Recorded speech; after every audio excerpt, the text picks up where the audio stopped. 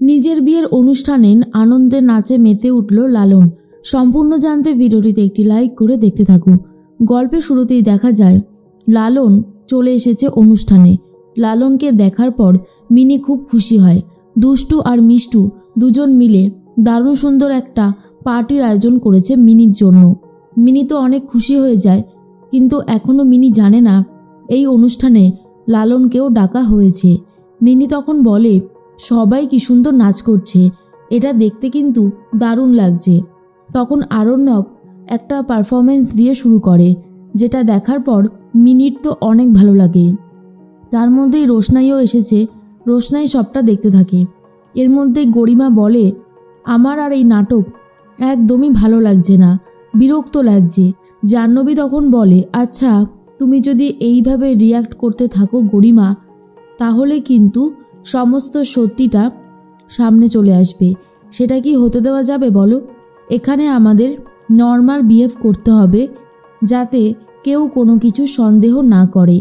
কারণ আমরা যদি লালনকে ফাঁসাতে না পারি, তাহলে কিন্তু এই বিয়েটা হয়ে যাবে।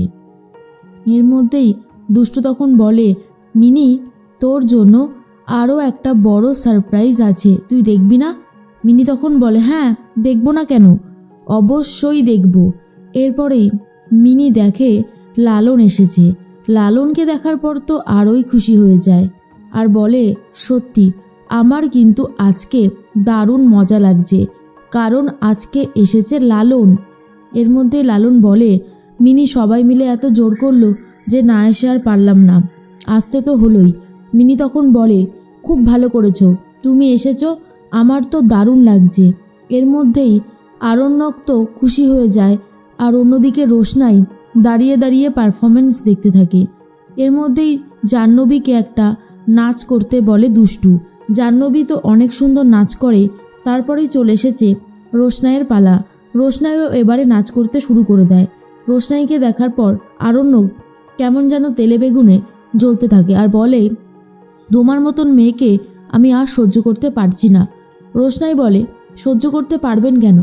আপনি তো একটা অন্যায় করেছেন, আর সেই অন্যায়ের যখন প্রতিবাদ করছি তখন সেটা যে আপনার হজম হবে না, এটা খুব ভালো মতনই বোঝা যায়, তাই না স্যারজি? আরণ্যক এরপরে আর কিছু বলতে পারে না। এর পরের দিন দেখা যায় সবাই মিলে বিয়ের অনুষ্ঠানে তো মেতে উঠেছে, আর অন্যদিকে দেখা যায় লালন গায়ে হলুদের অনুষ্ঠানে নাচ করতে থাকে। ছোটুও রয়েছে বিয়ে বাড়িতে, আর ঠিক তখনই মাধবীলতাও এসেছে। রোশনাই তখন মাধবীলতাকে বলে, আরে ম্যাডাম আপনি চলে এসেছেন, আপনার জন্যই তো অপেক্ষা করছিলাম। মাধবীলতা বলে, হ্যাঁ রোশনাই, একটু দেরি হয়ে গেল এই আর কি। মিনির বিয়ে আর আমি আসবো না, সেটা কি আর হতে পারে বলো? রোশনাই তখন বলে, এখনও সময় আছে, ছোটু কিন্তু খুব ভালো মানুষ, আপনি আর একটাবার ভেবে দেখুন। মাধবীলতা বলে, বিয়ে তো আমি ওনাকে করতেই চেয়েছিলাম, কিন্তু উনি যদি আমাকে না করে তাহলে আমি কি করব বলো তো? রোশনাই বলে, আসলে ছোটুকে আপনি ভুল বুঝেছেন।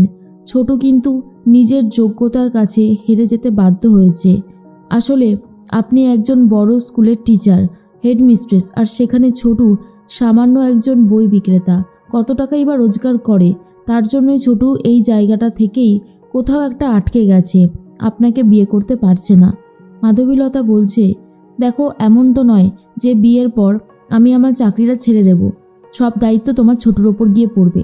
উনি যেটুকু ইনকাম করে, বাকিটা সাপোর্ট দেওয়ার জন্য তো আমি আছি, তাই না? কিন্তু উনি যদি নাই করতে চায় একান্ত, সেক্ষেত্রে আমি কিছু বলতে পারি না।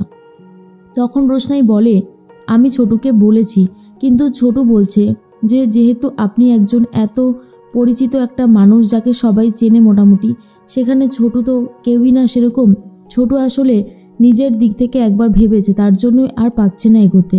এর মধ্যেই মাধবীলতা বলে, তোমার ছোটুকে অনেক সুযোগ দেওয়া হয়েছিল রোশনাই, সে যদি না করতে চায় তাহলে তুমি আর জোর করো না, যেটা ভালো হবে সেটাই বরং করা উচিত। এর মধ্যে লালন তো নাচ গান অনুষ্ঠানে মেতেছে, আর অন্যদিকে বাবলুরা সবাই মিলে প্ল্যান করে ফেলেছে ঠিক কিভাবে লালনকে ফাঁসাবে আর মিনির এই বিয়েটা ভেস্তে দেবে। কিন্তু সবসময় রোশনাই মিনির ভালো চায়, আর রোশনাই এটাই চাইছে মিনির বিয়েটা যেন ভালোই ভালোই মিটে যায়। কিন্তু রোশনাই সন্দেহ করতে থাকে। যারা কিছুতেই চাইছিল না এই বিয়েটা বাড়িতে থেকে হোক, তারাই এখন চেয়েছে।